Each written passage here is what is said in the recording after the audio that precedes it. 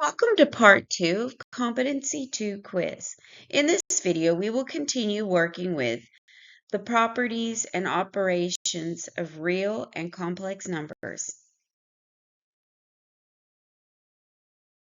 Number 6.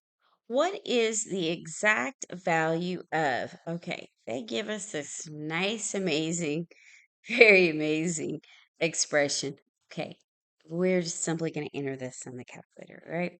So start by setting up a fraction. Okay, notice our numerator is a fraction in its own right. But first, you want to put in the 2 plus, then type our fraction. Now we have a valid setup, okay? And regardless if we need the parentheses or brackets, I'm still going to type those in. So parentheses 4 plus 5, okay?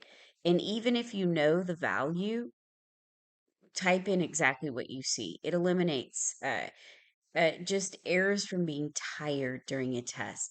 So -2 then minus, and I have 3 squared in parentheses. 4 minus 3, let's make sure I type that. Yeah. And then minus 8. Okay, then double check that before you move on. Okay, all right, I'm in agreement with that. So I'm going to go down, and now I have 3 plus parentheses -2, close parentheses, square it.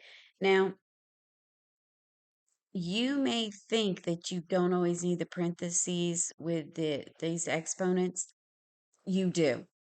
So also make sure that you type in things the way you see it because that will eliminate errors with order of operations. Okay, so I have the parentheses, now I need carry up, and I need a 3 there. And then plus 1. Oh, that's not correct. Did you see that? If I had put the square, it probably it would be okay, but I need to arrow over because it wasn't squared. Okay, always remember to do that. And if see how the plus 1 was lifted up, that's going to call that an exponent. Everything else after that would be an exponent. We don't want that. So if you aren't squaring, if it's using the caret up, after you're done, make sure you arrow over. Okay? All right, so now we have the plus 1. See how it looks lower? That's better. Okay, then minus parentheses for my bracket. And I need a negative because parentheses are not a number. Anything after parentheses is negative needs the negative symbol. Then 9, now I can use minus, then parentheses, but I need this symbol, this symbol for the negative. Now let's see here, I'm on the 5, and I do 2 parentheses to close it all out. 1, 2, 1, 2. Okay, and I'm just verifying that in, make sure it looks correct. All right, let's try enter. And 1, 6. Nice. Good thing I typed it all in correctly. It's very easy to make a mistake on that typing. It's better to go slow and check it a little at a time than do an overall check instead of putting it in real quick. All right, number 7. Pam and Tim hike towards each other on a 4-mile walk. Pam hikes, okay, 62.5% of the walk, and Tim hikes 45% of the walk. What is the total distance that both Pam and Tim walked? Well, okay, well, that's just two things added together. All right, I'm going to clear all this out, and I'm going to type the whole thing in. Okay, remember they said 4 miles. Okay, and looks like it's all in miles. They don't. I would hope so. So what we're going to do is type in Pam's and then type in Tim. Okay, so Pam is, and I'm going to put Pam in parentheses, okay? Parentheses, 62.5%. Remember that. Second percent symbol. That percent of the 4 miles and close my parentheses. That's what Pam did. And they said both of them together, the total distance. So then I'm going to add, okay, then parentheses for Tim, and he's 45, and then second, and then parentheses. Of is times of the 4 miles. Now, let's push enter and see what we have. 4.3, which happens to be option B. Okay. Now, we could have done this all by penciling it in, but the truth is, isn't typing it in the way I did exactly what you would have done with pen and paper or pencil and paper. Okay. You can go ahead and work that out for yourself and see what you get. Okay. All right. Now, let's look at number 8. What is the simplified form of 5 plus 2i divided by 1 minus 3i? Okay. All right. Well, let's think this out. If we put this in this form, 2i over, okay, and we're going to subtract, okay, 1 minus 3i. Now, here's the thing. Why am I doing this? This is a complex value. And one big thing that you should remember is that they come in conjugate pairs. And for that simple fact, in order to solve this, it's by coincidence, probably not a coincidence, you need to divide. Dividing is multiplying by the conjugate. So what do? We say times the conjugate, but we need to form an understood one or think of an understood one. Well, that would be 1 plus 3i and 1 plus 3i. That's the same as multiplying by 1, which doesn't change the value. What it does for us is it changes the form, okay? And we wanted a simplified form. Okay, so now what do I do? Well, I know that when I work with this conjugate, if you look at the inner and the outer, that cancels. The inner and outer cancel everything. So what do I really have then? I have the the first times the first, so 1 times 1 is 1. And then negative 3i times plus 3i is negative 9i squared. And then, here, let me move this out of the way. Okay. And then we follow through multiplying. And you can use the FOIL method because technically we have parentheses here, all of these. So using our FOIL method, we can see what to do. And I'll just write all that out. Okay.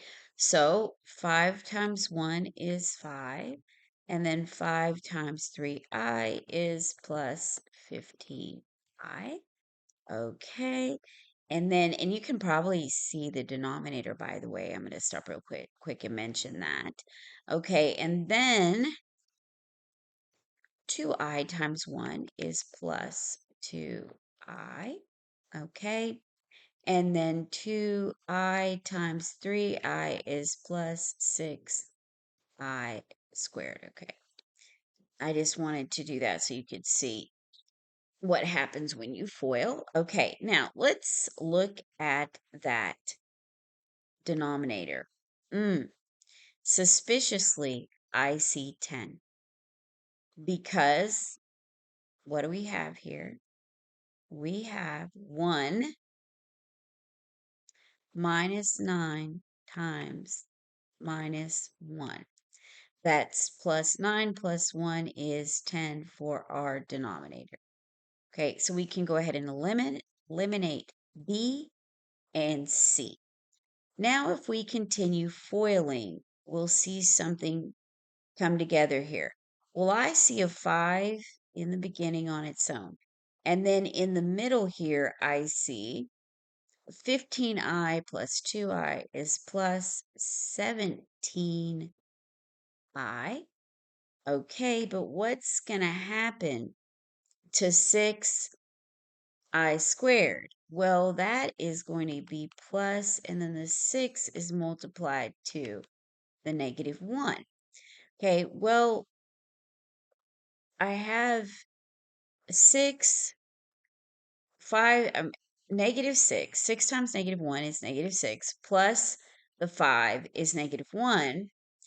And then I knew that I would have to put that 17i here at the end because it's simplified all the way. Well, the minute I started doing that, you should see that A has been eliminated and that I have a minus 1 here. Okay? All right, so that gives us option D. All right, let's go to number 7. Number 9, Larry decides to sell his computer store for $100,000. Then he uses some money to buy a bakery that costs $200,000.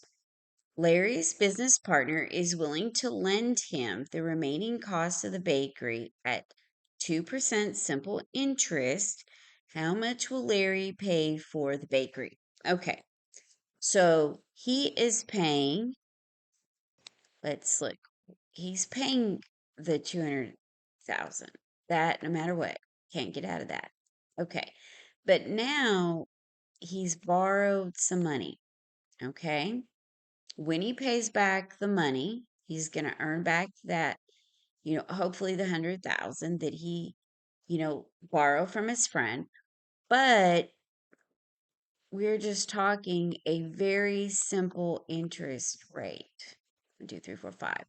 So you take the 100,000 times whatever that is, the 2% of that added on to the 200, and that's what we should have as a total because it's the 200,000 plus the interest that he had to pay his friend.